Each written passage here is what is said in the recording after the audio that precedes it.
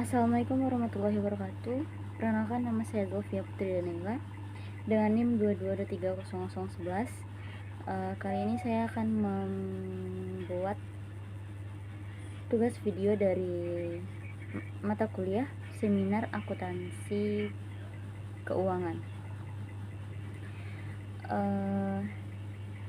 dengan tema atau dengan judul Integrasi Manajemen Risiko Perusahaan dan Sistem Pengendalian Manajemen. Ringkasan artikel. Artikel ini membahas konsep dan implementasi Enterprise Risk Management atau disingkat dengan IRM dalam sistem pengendalian manajemen melalui studi kasus perusahaan.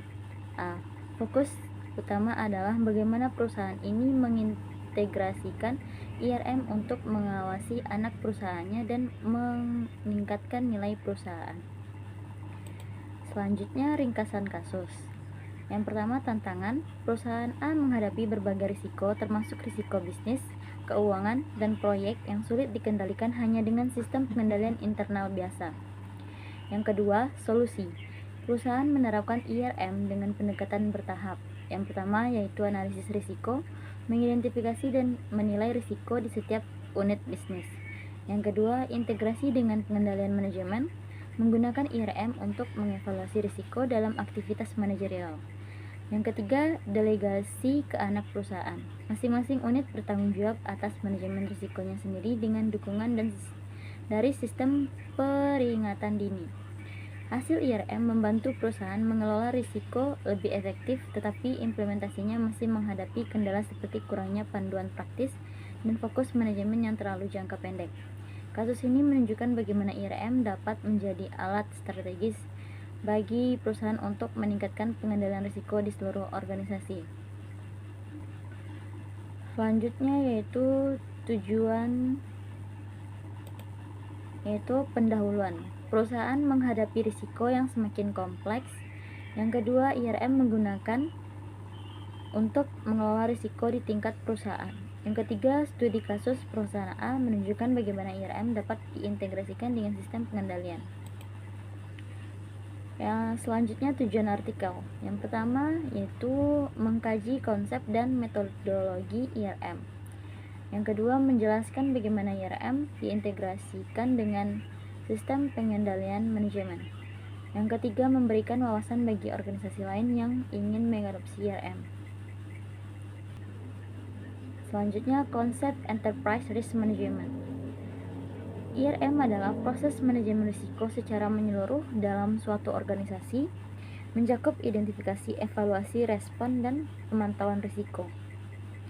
Selanjutnya, IRM bertujuan untuk meningkatkan nilai perusahaan dan kepatuhan terhadap regulasi.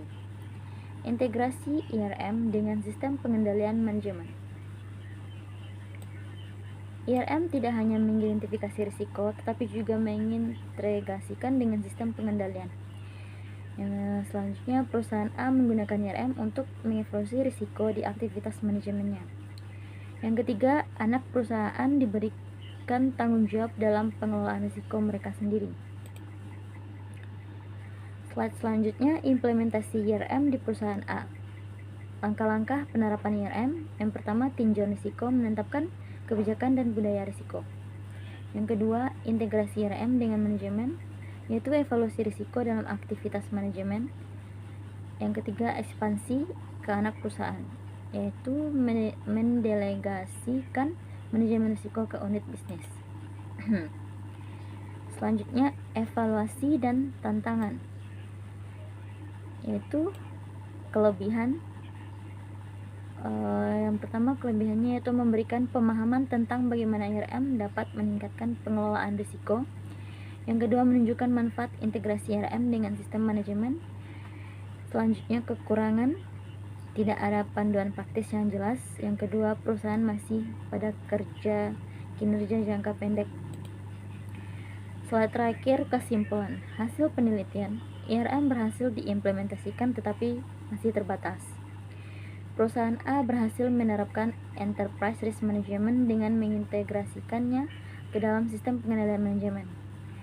IRM digunakan untuk mengidentifikasi, menilai, dan mengelola risiko di berbagai unit bisnis dan anak perusahaan.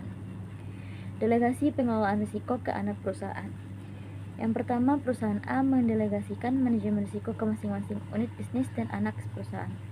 Yang kedua, sistem peringatan dini yaitu early warning system digunakan untuk mendukung pemantauan risiko. Hambatan dalam implementasi IRM. Yang pertama, kurangnya panduan praktis, tidak ada standar yang jelas dalam penerapan IRM di perusahaan.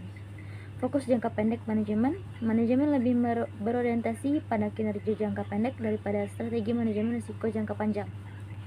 Kesulitan mengukur efektivitas IRM, tidak ada metode yang jelas untuk menilai dampak IRM terhadap kinerja perusahaan. Rekomendasi untuk peningkatan. Yang pertama, manajemen harus mengubah perspektif IRM dari sekedar kepatuhan menjadi strategi bisnis proaktif.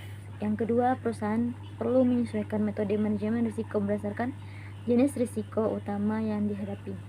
Yang ketiga, integrasi IRM dengan indikator kinerja utama yaitu KPI dan indikator risiko utama atau KRI harus diperkuat.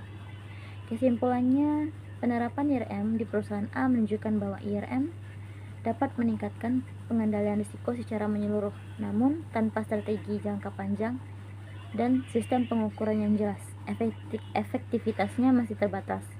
Studi kasus ini dapat menjadi panduan bagi organisasi lain yang ingin mengadopsi IRM dengan pendekatan yang lebih strategis dan efisien. Sekian